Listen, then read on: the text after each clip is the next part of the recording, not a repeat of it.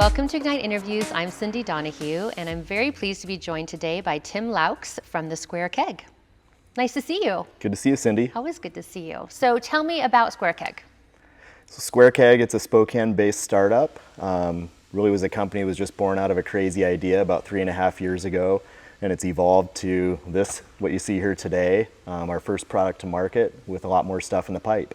And what makes it unique? Obviously it's square, but what else makes it unique? Yeah, so that's the obvious one. It's square, rectangular in shape. There's never been a keg made that was square, rectangular in shape. But probably the coolest thing, it allows people to fit more beverage volume in a more compact footprint. And it makes it usable in your home fridge with CO2, so you actually keep the beverage fresh and on draft. And you can use it for a multitude of different beverages. So how big is it? I mean, it literally just fits in your fridge like a pack of soda. Absolutely, yeah. So it's 11 inches long by 5 inches by 5 inches. So it fits just about on, I would say, most lower shelves of your fridge. You have clearance for your tap, so you always have beverage on draft in your fridge. And why did you decide to start Square Keg? It just made sense. The idea really was born around commercial kegs and how inefficient storage is, especially in cooler spaces. You know, having a round keg in a square space, you're wasting a lot of space. And at the end of the day, the beverage is the potential revenue.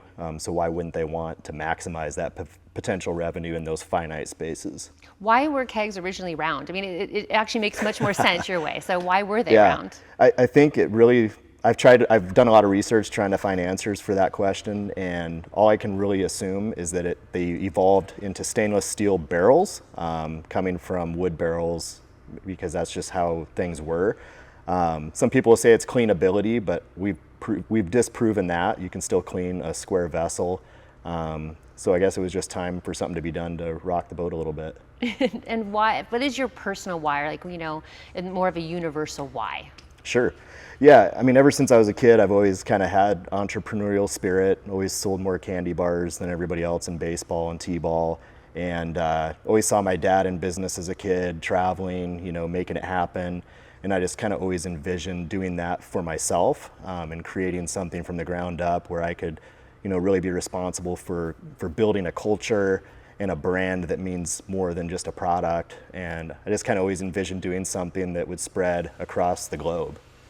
So it just wanted something you could believe in. Really. Totally. But I mean, it sounds like you're a hustler and you're going to make it happen no matter what it is. And so that's the goal. And so you decided to make this the idea. Absolutely. And you just had researched and decided that there should be Square Kegs.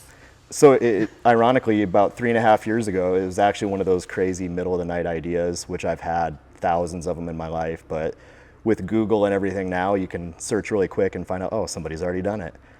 So this was really one of the first ones where it was just different. I woke up, started taking notes down for everything that was running through my mind, and started doing research and found that nobody had really attempted it, at least that I could find. So it was pretty much off to the races that day. And now you have. I mean, now it's happening. Now we're doing it, yeah. And so you're selling them for the personal size, you're selling now. Correct. And people can buy them and bring them on their boat and have them in their home. Yep. That's so cool. Thanks. And in terms of creating a company from an entrepreneurial standpoint, how are you kind of creating your culture? You know, like how are you creating the company in a way that aspires to your values? Sure. I think it's really just about keeping it light and personal.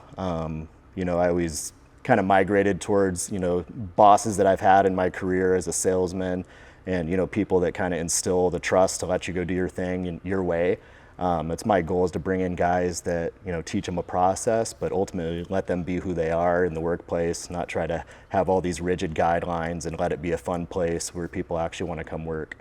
So more empowering than micromanaging. Totally. And fun. That does seem, I mean, how can it not be, right? I mean, right.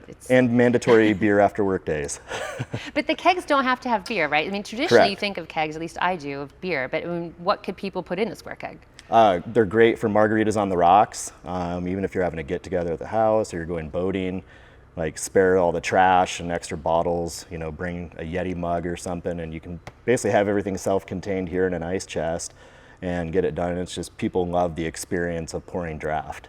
So it's kind of like a party to go. Totally, absolutely. And so the idea of culture is so fun and empowering people, and is there other kind of values or leadership principles that you're trying to incorporate into Square Keg? Sure. I mean, probably one of the biggest things, I want to be able to bring people in and give them a chance to grow, you know, give them a chance to grow with Square Keg.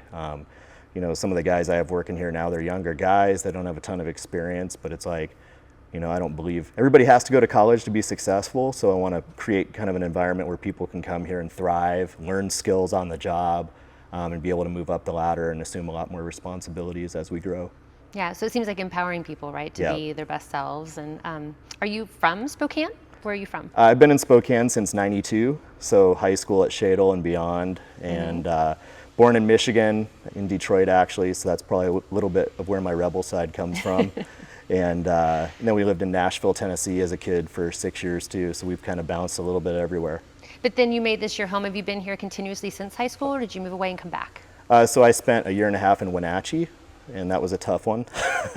That was for a job change, and we moved back a year and a half later, quickly. Quickly. Beautiful, but it was just too small for me. Yeah, you ran back. And why would you tell another entrepreneur, why would you say that they should be based in the Spokane region? What about being here makes it possible? I think up until the last year, cost of living is really cheap. Not so much now, but I think a lot of people probably wouldn't expect the friendly collaboration that you get from businesses here, but like just since I started this, like there's been so many people that when I tell them the idea, they're just like, how can I help? This is exciting. I love it. I love the idea. What can we do to help you ramp up? So I mean, it's been really cool to see other businesses like, Tom, for instance, just being able to take a call with him and pick his brain on a startup type question. And it's like, everybody's always willing to do that. I love how people just say Tom. Actually, it is his brand, right? It's Totally. his card, but Tom Simpson you're talking about. Absolutely. Who's the CEO of Ignite. And if any of those kind of business partnerships or conversations about how to help, have they turned into kind of corporate partnerships for you, for Square Keg? Yeah, I think so in the future for sure. More or less, it's just been leveraging the experience of people that have been in business, who have been in the startup space, whether on the investment side or on the startup side itself. Being able to just kind of learn how things work from both sides, so we can, try to build a company that is appealing, in the event of an exit in the future. And kind of when it's your first rodeo, you just don't know what you don't know. It's true that you don't know what you don't know. And so what would you think, or what is your kind of philosophy on what makes an innovative idea turn into a successful venture? Like, what is the kind of special sauce? I think the special sauce is a lot of lost sleep. Doing a lot of stuff on your own, because nobody else is going to care about it as much as you do. So I think that's really just the special sauce of being able to work through all the hardest stuff, and still have a passion that people can feel coming off of you about what you're doing, and just sticking to the plan and keep them plugging every day. So working hard and grit, but then also somehow maintaining that passion at the same time. That's a hard combination to not kind of feel burnt out. Totally. And I know a lot of entrepreneurs, they have that problem, right? Burnout or depression. It's not an easy path to take this idea out of your head and then turn it into reality.